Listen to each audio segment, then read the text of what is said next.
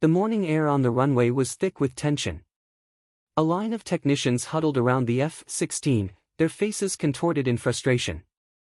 The fighter jet, sleek and deadly, sat motionless on the tarmac, a symbol of power now rendered helpless.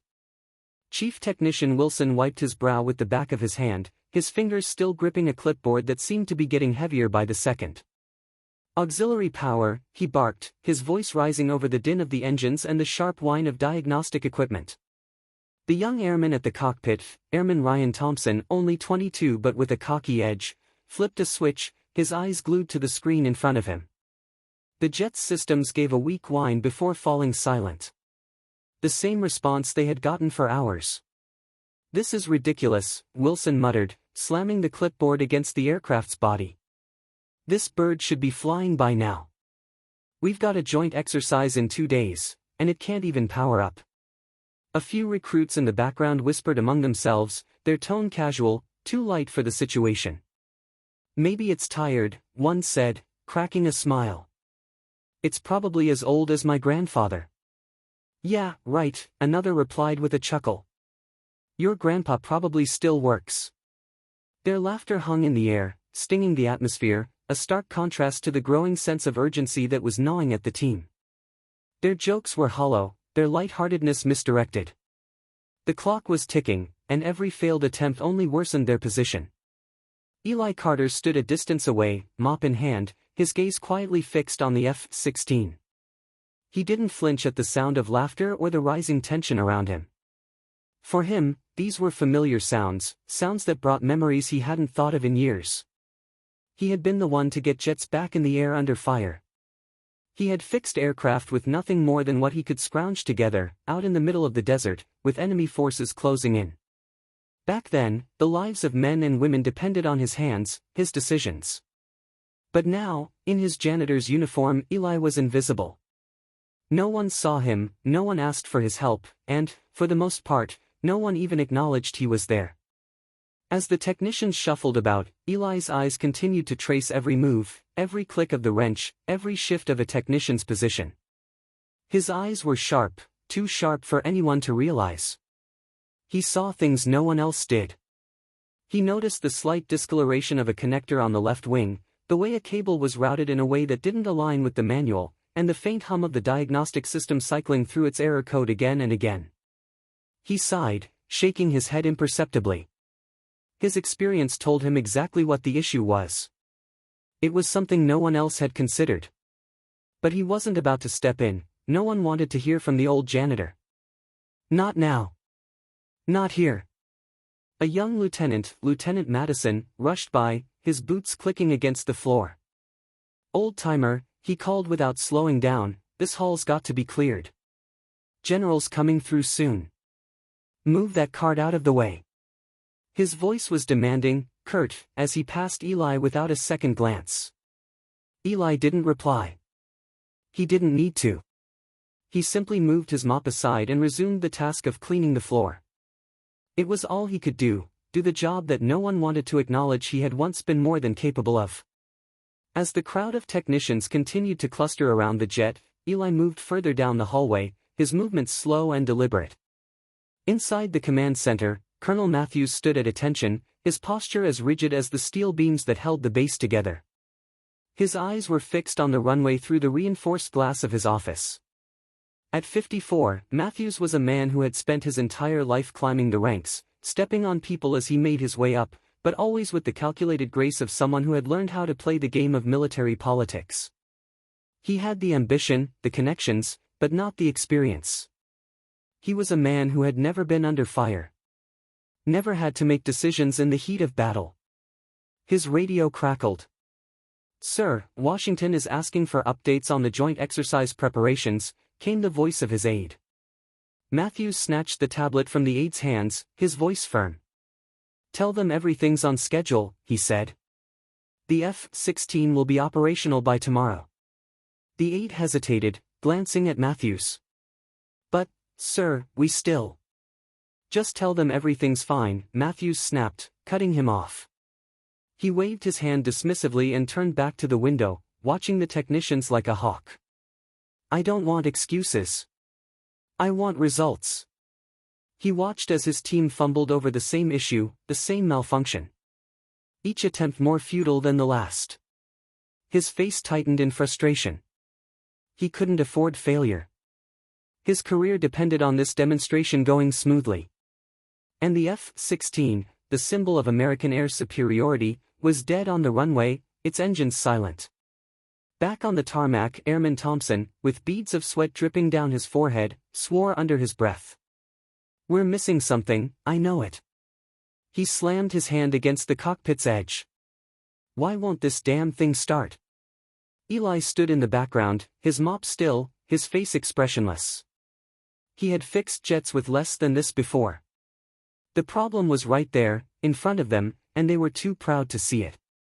And then, just as the tension reached its peak, Eli began to walk toward the hangar. Quietly, as always. He didn't make a scene. He didn't demand attention.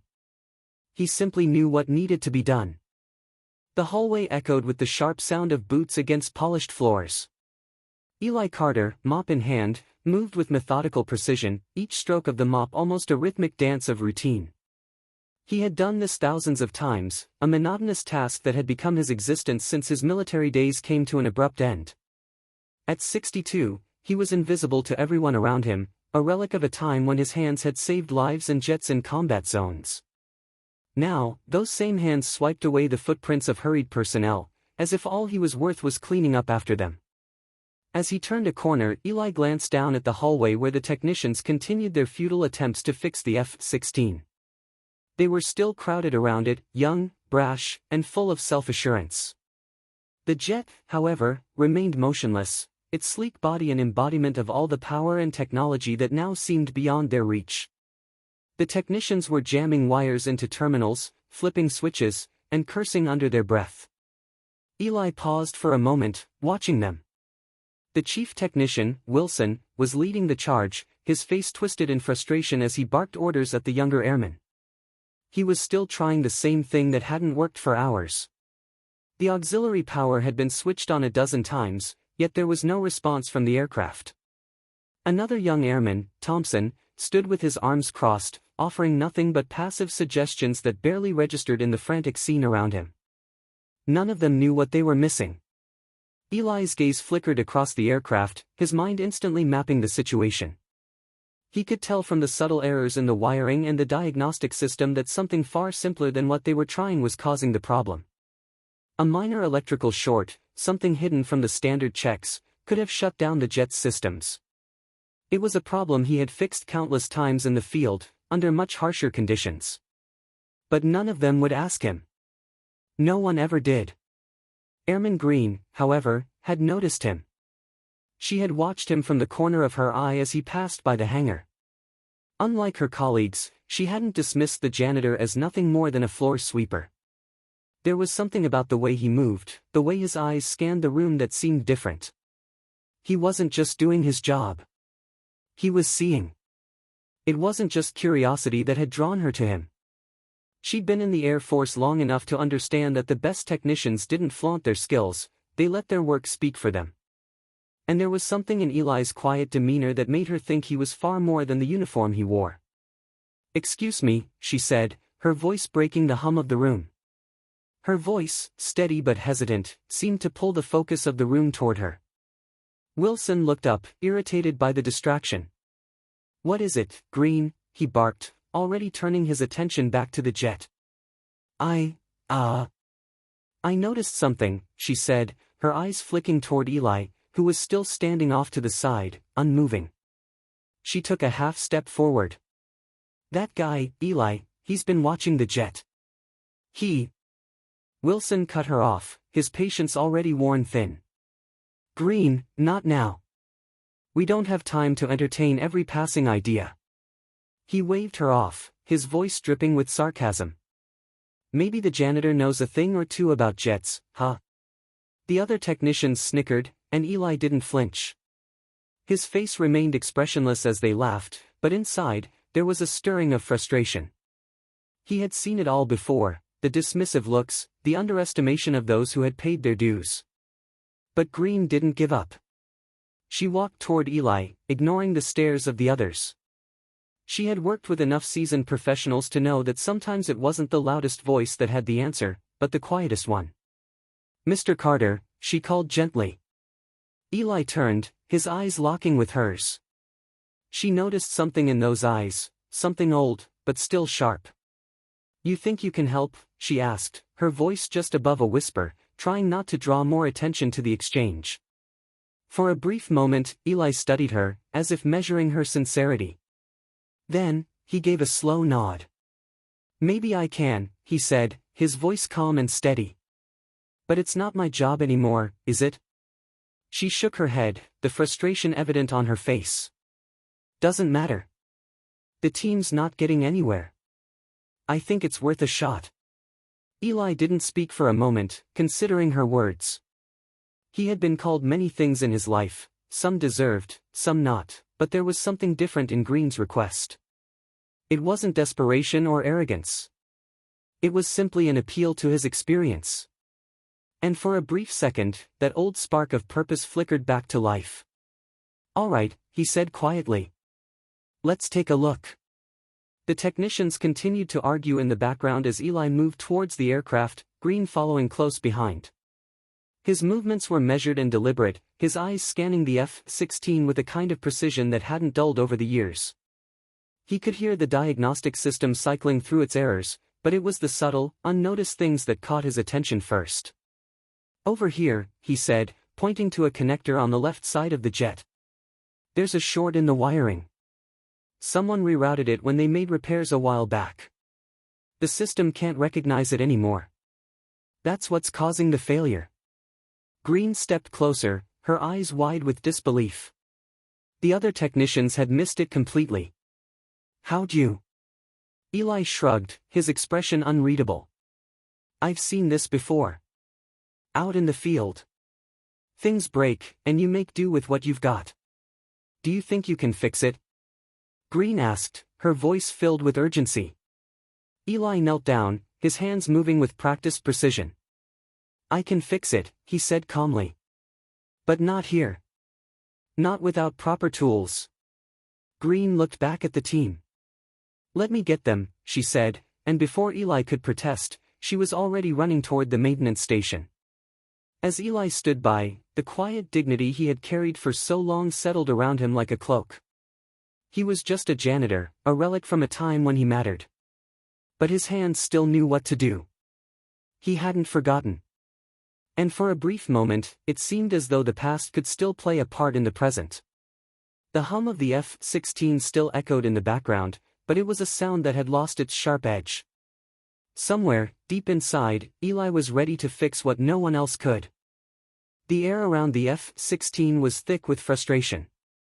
Technicians scrambled beneath the wings and around the tail, their hands working furiously to untangle wires, recheck systems, and search for a solution to the aircraft's persistent silence. The jet sat like a massive, unyielding beast, its metallic surface gleaming in the harsh daylight but betraying no hint of the power it once held. Each failed attempt seemed to fuel the tension, a growing storm that threatened to swallow them whole. Chief Technician Wilson stood near the cockpit, hands on his hips, staring at the unresponsive systems. His brow furrowed as he flipped through a diagnostic manual, eyes darting from page to screen in a futile attempt to solve the problem.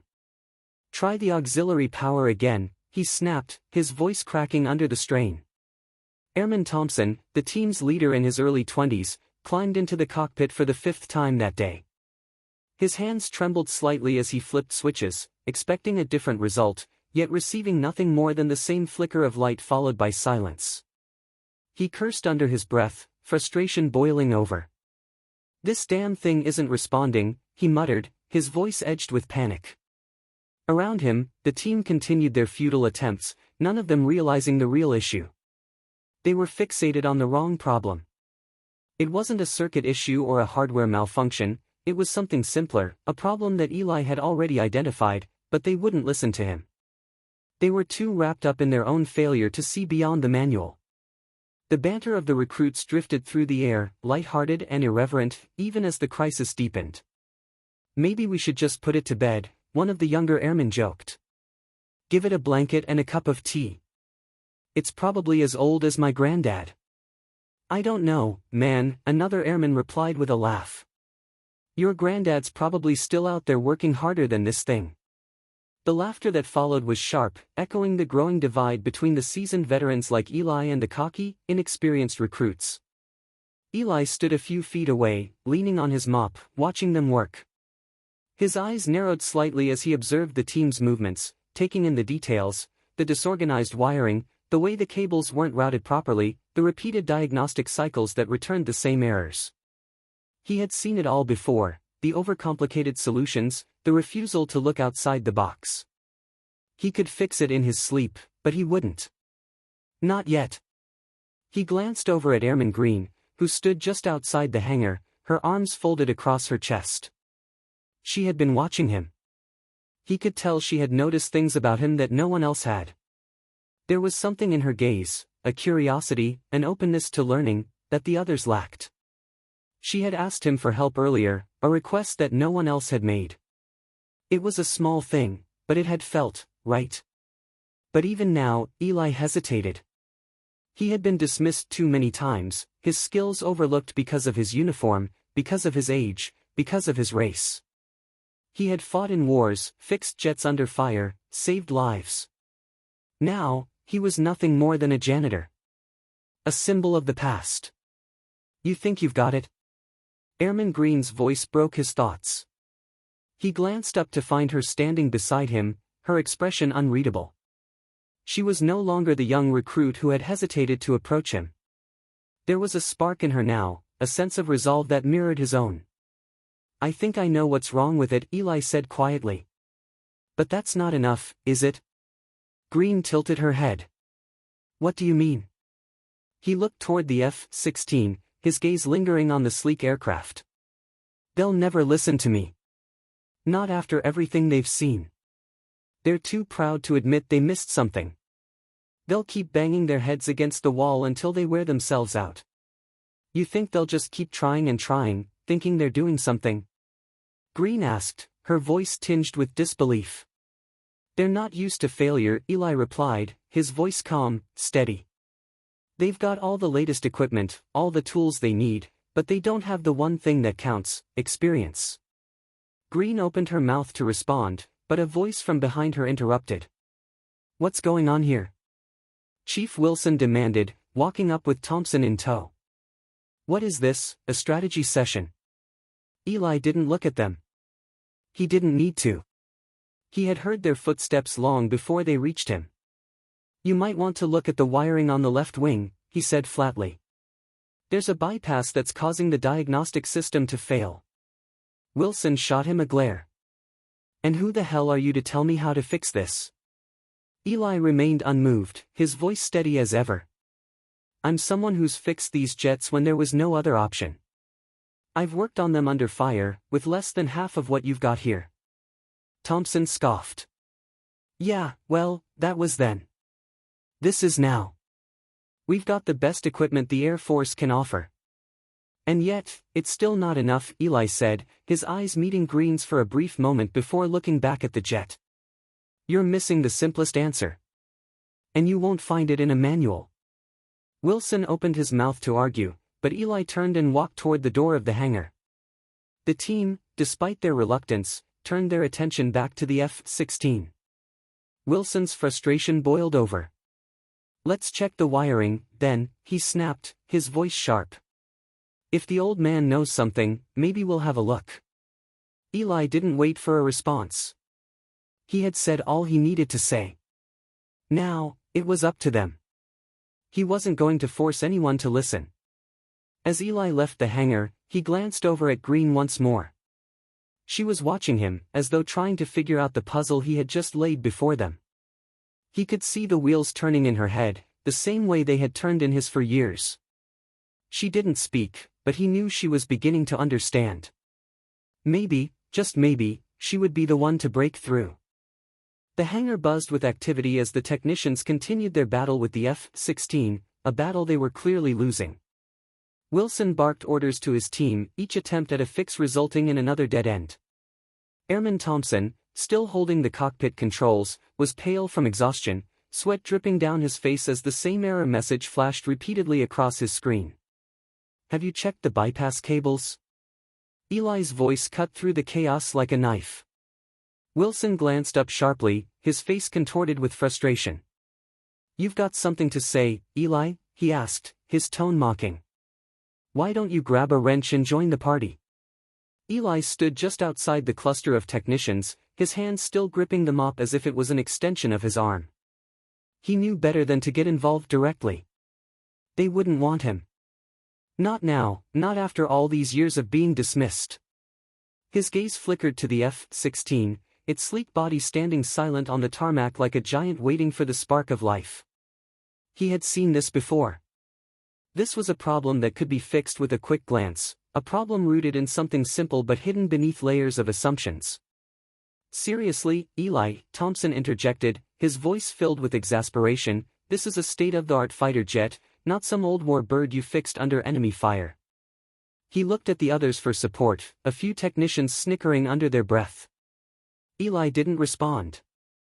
He just took a slow step forward, his eyes scanning the F-16 with a calm precision that made the technicians shift uncomfortably. They were so busy trying to diagnose the issue through their fancy tools, through screens and manuals, that they failed to notice the obvious. He didn't need all the modern equipment to see the problem. Experience told him exactly where to look. Take a look at the port side wiring, Eli said, his voice steady, though no one seemed to be paying attention. There's a connector there that's shorting out, bypassed by whoever worked on this bird last. It's not in the manuals, and that's why the system can't recognize it. The silence that followed was thick, and the technicians exchanged looks. For a moment, no one moved. Wilson's face twisted with irritation, but even he couldn't argue with the truth of Eli's words. Finally, Thompson spoke up. You want us to check the bypass cables? Fine. He sounded skeptical, but Eli's words had planted a seed of doubt. Thompson climbed out of the cockpit, his frustration growing but his curiosity piqued. Let's see if the janitor's right, Thompson muttered, walking over to the side of the jet where Eli had pointed. Eli didn't follow. He simply stayed where he was, watching as the technicians reluctantly followed his suggestion. His eyes tracked every move, the quiet authority in his gaze unsettling the younger airman. He wasn't trying to prove anything. He had no need to. They had already discounted him. Now, he was simply showing them the way. Minutes passed, and the team continued to dig into the wiring. Eli could see them struggling to find the connection, their faces growing more confused with every turn. It wasn't complicated, it was just old-school troubleshooting, the kind of hands-on work that couldn't be learned from a screen. But they weren't there yet. Airman Green, who had been standing at the back of the hangar, her arms folded, couldn't help but watch Eli. She had seen it before, the subtle way he commanded a room without saying a word. It wasn't just his experience that drew her in. It was something deeper, something intrinsic in the way he held himself. She had been a part of the Air Force long enough to know that not every solution came from the latest technology or textbooks. Some came from the quiet wisdom of those who had seen it all before. Green stepped forward, moving toward Eli as the other technicians fumbled with the wires. "You're sure about this?" she asked quietly, her voice low enough so only Eli could hear. Eli gave her a brief nod, his expression unreadable. "I've fixed worse than this." She didn't doubt him. There was something in his voice, a certainty that couldn't be faked. Green glanced back at the team, then at the aircraft. She felt the pressure mounting, the weight of the base's expectations bearing down on her. They had only so much time before the demonstration, and the jet was still dead on the runway. It had to work. It had to. "They're not going to listen to you, are they?" Green said after a beat, her eyes flicking to the technicians, who were still struggling to follow Eli's advice. "Doesn't matter," Eli replied, his tone matter-of-fact. "They're too busy trying to fix it their way. They think technology is the answer. It isn't. Sometimes, you have to get your hands dirty and actually see the problem." Just then, a shout rang out from Thompson. "I think I found it." Eli's gaze remained steady as Thompson clambered back out from beneath the jet. "He was right," Thompson muttered, his voice a mixture of disbelief and frustration. The connector was bypassed. It's causing the system to fail. How the hell did you know? Eli just shrugged, his face impassive. Like I said. Experience. Wilson, who had been watching from the sidelines, marched over, his face twisted with frustration. Fine. You found it, Eli. But don't think that means anything. It's just a lucky guess. Eli didn't engage. He simply turned back to Green, who stood quietly beside him. The jet's not fixed yet, he said, his voice quiet. But now you know where to look. It's about time you listened. Green gave him a nod of respect. You think they'll get it right? Eventually, Eli said. They'll take the credit and they'll never know what they missed. But that's how it works. He paused. It always works that way. Green watched him for a moment, considering his words. She had seen it before. Experienced technicians like Eli often went unnoticed, their work dismissed in favor of new technology and youthful arrogance. But maybe, just maybe, things could change here. Maybe someone would start seeing value in what had been overlooked. As the team worked to make the final adjustments, Eli stood off to the side, quietly observing. The technicians still didn't understand. They were too focused on their tools, their manuals, their protocols. But Green was different. She was starting to see the bigger picture. And that, Eli knew, was the first step toward change. It wasn't much, but it was a start. And sometimes, that was all you needed. The hangar was quiet now, the chaos of the past few hours fading into a dull hum. The F-16, after much struggle and a few too many hands on the wrong controls, had roared back to life.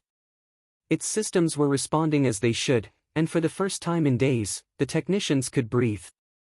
The once stubborn jet was finally functioning, albeit under their half-hearted claim of success. Eli had long since slipped away, disappearing into the shadows of the base like the invisible figure he had been for years. His work was done, but the whispers about him, about the janitor who knew too much, had begun to spread.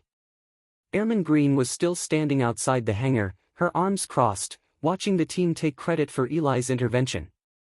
Thompson was talking excitedly to Wilson, his voice louder than usual as he recounted the moment he'd found the problem. Green's eyes narrowed, the irony heavy in her chest. She knew the truth. She had seen Eli's hands steady as they solved the issue in a way none of them could. But no one would know that. She turned away from the hangar, her footsteps echoing in the empty hallway. There was a curiosity building in her, an urge to know more about the man who had been so invisible, so quietly competent. The more she thought about it, the less she could ignore the nagging questions in her mind. How did Eli know exactly where to look? Why had no one ever bothered to find out? Her feet took her down the narrow corridor toward the base's records room. As she approached, she hesitated for a moment, unsure whether her instincts were right. What could she possibly find in there? It was risky, but something told her that if she didn't pursue this, she might never understand the full story. And Eli's story, whatever it was, seemed important. The door creaked slightly as she pushed it open. Inside, the air smelled like dust and old paper. She navigated through the rows of file cabinets, her fingers grazing the edges of old records. Green's mind raced, her thoughts tangled as she flipped through personnel files. After a few minutes, her eyes landed on a folder labeled Carter, Elijah. It was simple, unassuming, yet there was a weight to it that drew her in. Green pulled the file out and sat at the small desk in the corner of the room. She opened it slowly, her hands trembling slightly. Inside, she found a mixture of routine papers, health records, training certifications, deployment orders. But as she continued to flip through, something caught her eye. A document stamped with "Confidential." The contents were heavily redacted, but she could still make out enough to know that Eli had served in combat zones, worked under extreme conditions, and had earned a string of commendations that spoke volumes. The most intriguing piece was the brief mention of Operation Black Comet, an operation she had never heard of. It referenced Eli's involvement in a classified mission, but the details were impossible to decipher. Her fingers trembled as she pulled out the next document. This one wasn't redacted. It was a simple commendation letter dated 1992, signed by a high-ranking officer. The words were glowing, praising Eli's quick thinking and resourcefulness in saving a downed aircraft under enemy fire. The letter mentioned that Eli's actions had saved not only the aircraft but the lives of the crew as well.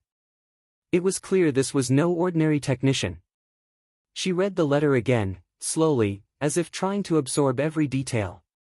His actions represent the highest level of technical expertise this command has witnessed, the letter read.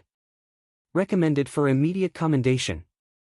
Green leaned back in her chair, staring at the letter, a sense of awe creeping over her. This was the same Eli Carter who had been mopping floors just days ago. The same Eli who had quietly fixed the F-16. The realization hit her hard, this man was a legend, but no one had bothered to recognize him. Her mind raced. She knew she had to talk to him. But what would she say? How could she approach him after all this time? She had a new understanding now. Eli wasn't just an old man doing a job no one cared about. He had been a hero. A brilliant technician who had once been essential to the Air Force, now cast aside like an old tool, forgotten by all but a few. She closed the file with a soft snap and left the records room, her thoughts buzzing. As she walked down the hall, her phone buzzed in her pocket. She pulled it out, seeing a message from Lieutenant Madison, meeting in the conference room in 10 minutes. Everyone's expected to be there. Green felt a twinge of unease. She had just uncovered something huge about Eli, and she couldn't help but feel that the rest of the base would still dismiss him even after everything. She pushed the thought aside. If there was one thing she had learned, it was that change was hard, especially in an institution as stubborn as the Air Force. But maybe this was the push she needed to make people see Eli for who he truly was. Inside the conference room, the technicians were gathered around the table, their faces still flushed with the satisfaction of their success. Colonel Matthews was at the front, his arms folded, a grim look on his face. Green took a seat in the back, quietly observing. Matthews cleared his throat. "This has been a difficult week," he started, his voice stern. "We've had setbacks, but I expect a full report on the F-16's repairs." He turned to Thompson, who nodded. "We found the issue with the wiring, sir," Thompson said, his voice full of the same cocky energy he had been showing all day. "I mean, we really had to dig deep, but it worked out." Matthews nodded.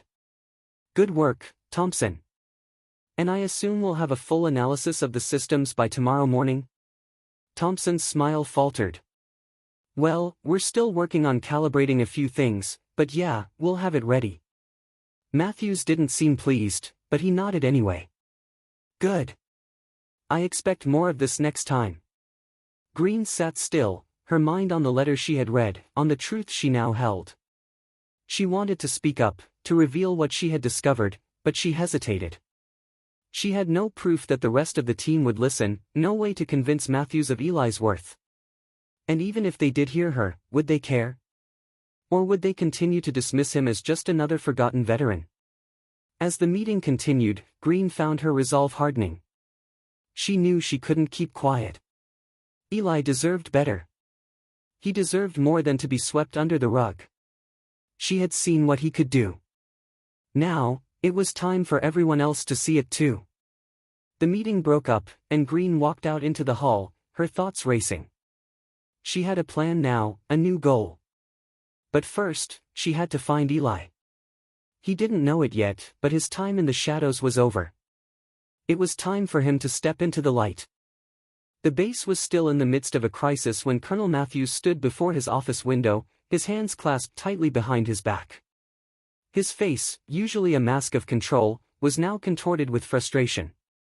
The F-16 was supposed to be a symbol of American air superiority, the backbone of tactical operations.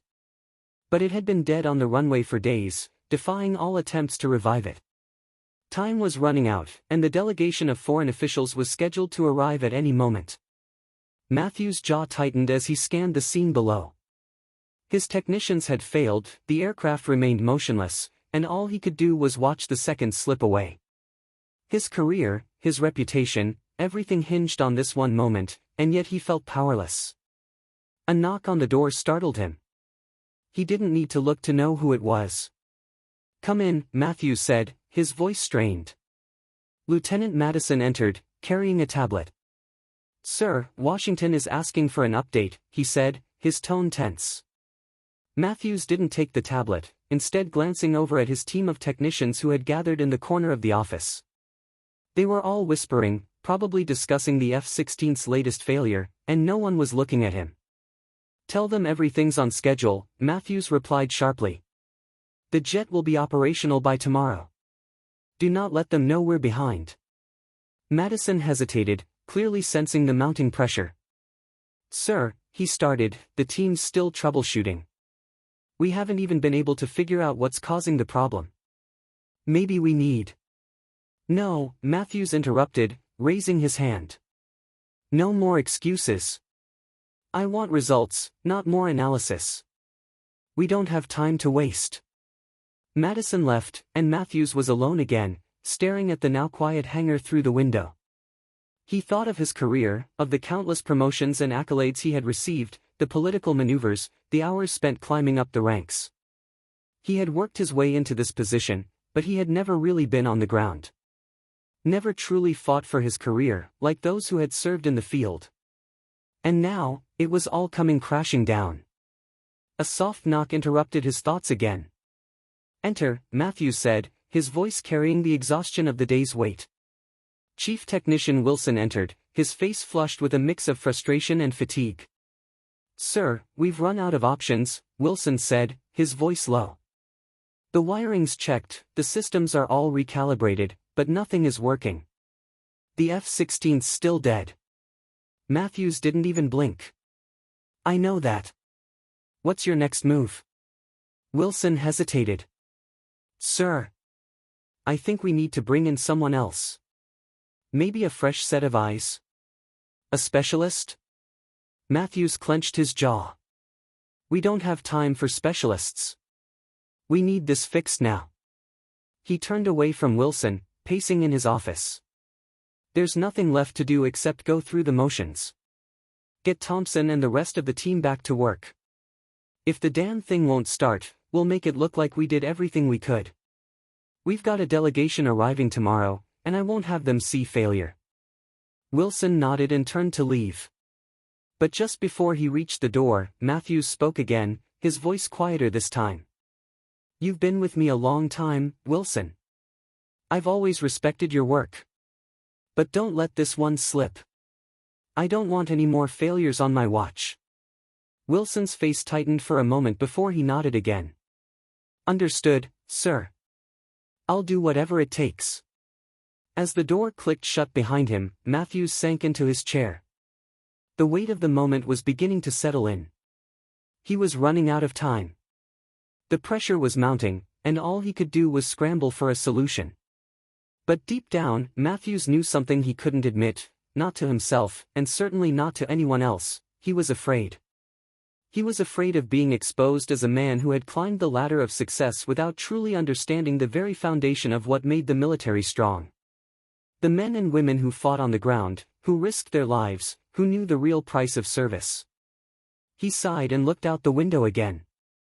That's when he saw Eli Carter walking across the tarmac, his slow, deliberate steps completely at odds with the chaos around him. Eli was carrying his mop, as always, his back straight and his eyes focused. There was something almost defiant in the way he moved, as though he wasn't concerned with the mess of the world around him. To Matthews, Eli had always been invisible, a relic of a bygone era who had somehow survived long enough to become a janitor. But today, Matthews couldn't ignore him. The realization hit him like a bolt of lightning. Eli had been right there all along, silently watching, quietly observing. All the answers Matthews needed had been right in front of him, hidden behind a uniform that no one respected anymore. And yet, Eli had managed to do what no one else could. Matthews' heart pounded in his chest. His mind raced. He had ignored Eli for so long, dismissed him as irrelevant. He'd even mocked him in his own mind. But what if he was wrong? No, Matthews thought, shaking his head. It was too late for that now. He couldn't go back and fix his mistakes. He couldn't admit that he'd missed the most important piece of the puzzle, the man who had saved jets, repaired systems, and completed missions when everything seemed impossible. He reached for his phone, intending to make another call, but hesitated. Instead, he dropped the phone onto his desk with a sigh. He wasn't ready to face the truth just yet. He wasn't ready to confront the fact that he had allowed his pride and arrogance to blind him to the people who mattered most. At that moment, a knock came at the door again, softer this time. Matthews raised his head, his tired eyes meeting the young officer standing in the doorway. "Sir, I've just received word that the Chinese delegation is here," the officer said, his voice respectful, but tinged with concern. "They're waiting in the conference room." Matthews closed his eyes for a moment, running a hand through his hair. He hadn't expected the situation to deteriorate this fast. "Give me 5 minutes," Matthews muttered. "I'll be there." The officer nodded and left. Matthews sat there for a moment longer, staring at the file in front of him, the weight of his decisions pressing on him like an anvil. He knew he was standing on the edge of something. But whether it was the end or the beginning, he didn't yet know. What was Eli thinking right now? He was walking across the base, doing his job, knowing full well that his contributions would never be acknowledged. Would Matthews, finally, open his eyes before it was too late? As Matthews straightened his uniform and prepared for the meeting, he couldn't shake the feeling that he had already lost something he could never regain: trust, respect, and perhaps even his integrity. The morning sun had barely risen, casting long shadows across the base as Eli Carter entered Hangar 3. His hands, though weathered with age, moved with a practiced precision that no one could mistake. Today, it wasn't his mop he carried, but a set of well-worn tools. The tools that had once saved countless aircraft under enemy fire, the tools that had earned him respect in places most people would never see. Now, they were simply part of his quiet walk into a hangar that felt both familiar and foreign. He paused at the entrance, his eyes scanning the familiar machinery, the idle chatter of technicians, the hum of the base waking up for another day. It was almost like he had never left. But in truth, everything had changed. The jets, the machines, the men and women, everything had moved on, leaving him behind like an old relic of a past no one cared to remember. But today, something was different. He wasn't just the janitor anymore. Eli stepped into the heart of the hangar, where Thompson, Wilson, and a few of the other technicians were already working on a different aircraft. They were deep in conversation, hunched over the exposed wiring of a fighter jet that had seen better days. Thompson, the young technician who had once looked at him with nothing but condescension, was now engaged in heated discussion with Wilson, a mix of frustration and exhaustion on his face. "Everything looks fine, but the throttle's still lagging," Thompson said, a deep furrow on his brow. "I'm telling you, we've replaced nearly everything. It's got to be something in the software." "Software's not the issue, Thompson," Wilson replied. "You're not seeing the bigger picture. It's the grounding issue, just like last time." Eli moved quietly toward them, the familiar weight of his tools in his hands. The young airmen didn't even notice him at first, too focused on their failed attempts to make the aircraft function properly. But Eli's presence, steady and unwavering, seemed to command the room as if everything was falling into place. "I think you've missed something," Eli said calmly, his voice cutting through the noise. The team looked up, momentarily startled. Thompson blinked, then exchanged a look with Wilson. There was hesitation in his eyes. "What do you mean?" "We've checked everything. The wiring's fine, the diagnostics are clear. It's gotta be the software." "Software's only as good as the person who programs it," Eli replied, his gaze never leaving the aircraft. "You've got a grounding issue. Again. The software's reacting to the wrong signals. You need to recalibrate the system to account for the modification made years ago. This jet's old, and it's been patched together, not rebuilt." Wilson stepped forward, his face a mix of disbelief and frustration. "You're telling me you know more than our team of specialists?" Eli didn't respond immediately. Instead, he stepped closer to the aircraft, his hands moving to expose a panel near the undercarriage. "You're missing the connection between the new systems and the old grounding. It's why the software's freaking out." Green, who had been standing quietly in the back of the hangar, watching the exchange, couldn't help but feel a sense of awe. She had seen Eli's brilliance firsthand, but it was different now. There was no questioning his ability, his knowledge was undeniable. It wasn't about the uniform he wore or the job title he had been given. It was about who he was and what he had done. Thompson opened his mouth to protest, but Wilson held up a hand. "Let him work," Wilson said, his voice tired but resigned. "If he's right, we might actually get this thing fixed." Green stepped forward, her eyes locked on Eli as he effortlessly navigated through the technicalities of the aircraft, his hands moving with such familiarity that it was as if the jet was speaking to him. "It's the same issue," Eli muttered to himself, tracing the old wiring with a steady hand. "Someone bypassed the grounding port last time they serviced it. It's a patch job that's holding up the systems. Not the software, not the wires. Just a simple disconnect." Green watched in silent admiration. She had seen the young airman struggle with the very same problem, and yet Eli, without hesitation, without even a second thought, had pinpointed the issue. "I'm going to need that wrench," Eli said, never once looking up. Green rushed to him, handing him the tool with a slight tremor in her fingers. "You're sure this is it?" she asked, her voice filled with wonder. Eli paused for just a moment, meeting her gaze. "It's not always the big things. It's the small details that get overlooked. If you don't pay attention, they can bring everything crashing down." She nodded, her mind processing his words. It was a lesson she had been learning, slowly, over time. The quiet warriors like Eli, they didn't demand attention. They just fixed what was broken, no matter how small the issue seemed. "All right," Eli said after a few moments, stepping back from the aircraft. "Now, try the throttle again."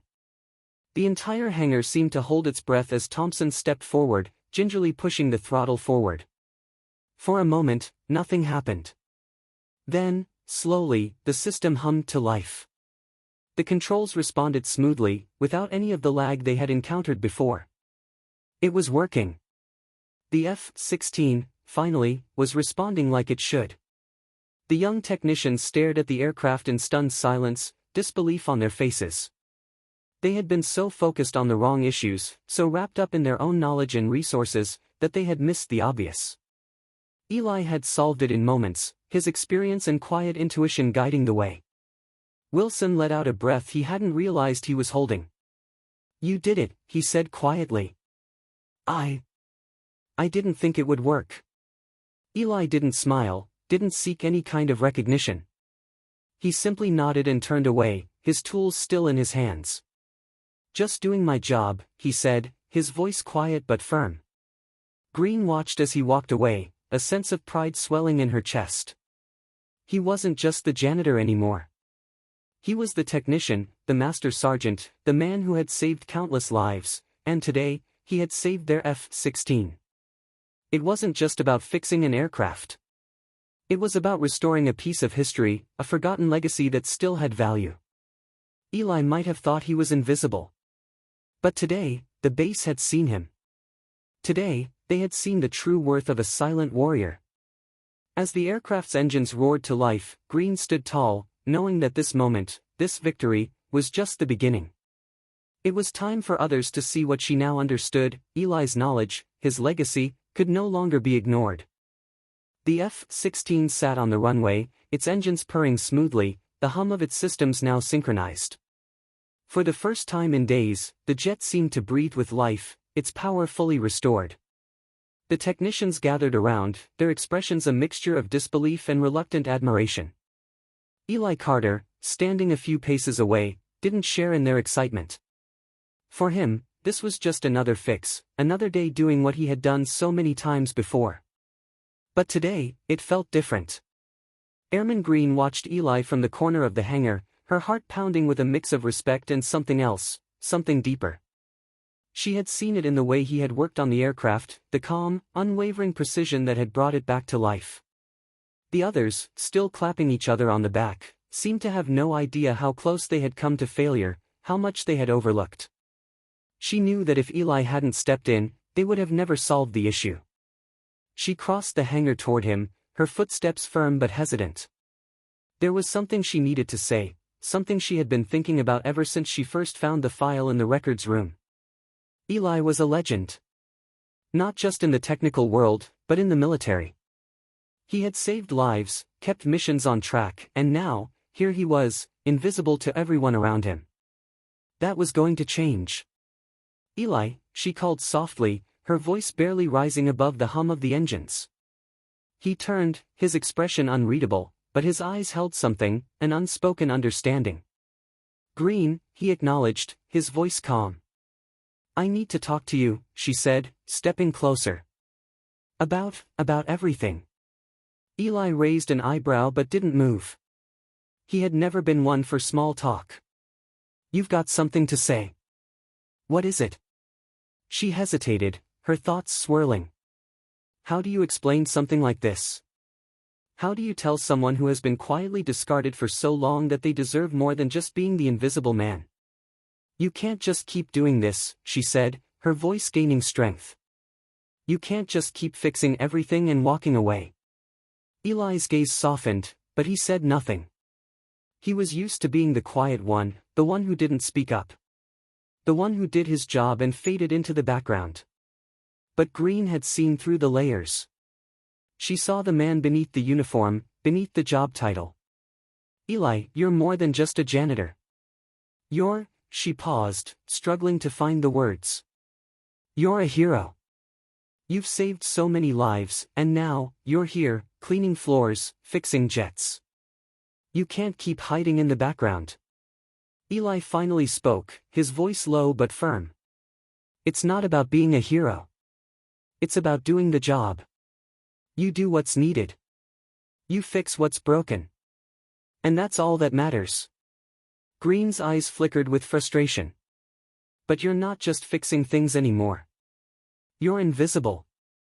They're all too busy with their fancy tools and their manuals to see what you're worth. And that's the problem. Eli's expression remained neutral.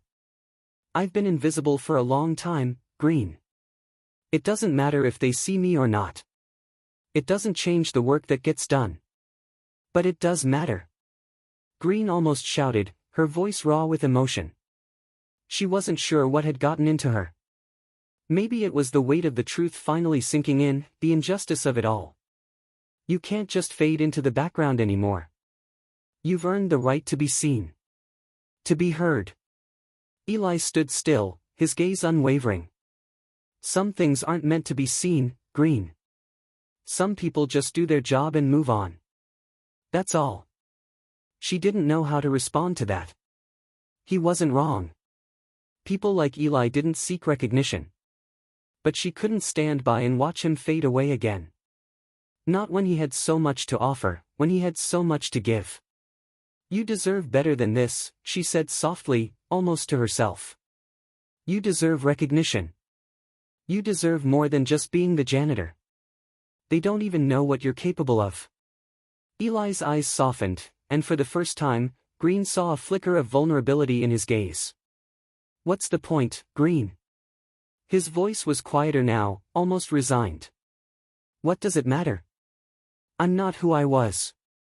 I don't belong in the spotlight anymore. People forget.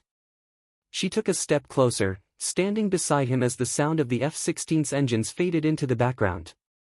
People forget, she repeated, her voice filled with conviction. But you haven't forgotten. And I haven't forgotten. That's why I'm not letting you fade away. Eli turned to her, a trace of a smile tugging at the corner of his lips. And what are you going to do about it? Green straightened, her eyes meeting his with a new resolve. I'm going to make sure they see you. I'm going to make sure they know who you really are. For a long moment, neither of them spoke. The hangar, which had been bustling with activity just moments before, felt strangely still. It was as if the weight of their conversation had somehow suspended time. Green, Eli said finally, his voice softer than usual. You don't have to do that. I've made my peace with it. I'm not doing it for you, she said, her voice steady. I'm doing it for everyone else. So they don't make the same mistake again. So they don't forget the people who actually make a difference. Eli looked at her for a long time, his eyes searching hers. And then, almost imperceptibly, he nodded. All right. Do what you have to do. Green felt a surge of determination, a sense that this moment was a turning point. She wasn't just fighting for Eli. She was fighting for something much bigger, something that had been buried in the system for too long. The value of experience. The quiet warriors who kept everything running behind the scenes, who were too often ignored. As she turned and walked away, she knew this was just the beginning. It was time for Eli to step into the light. It was time for the base to see the man behind the uniform, the legend who had been hidden in plain sight. And Green was going to make sure they did.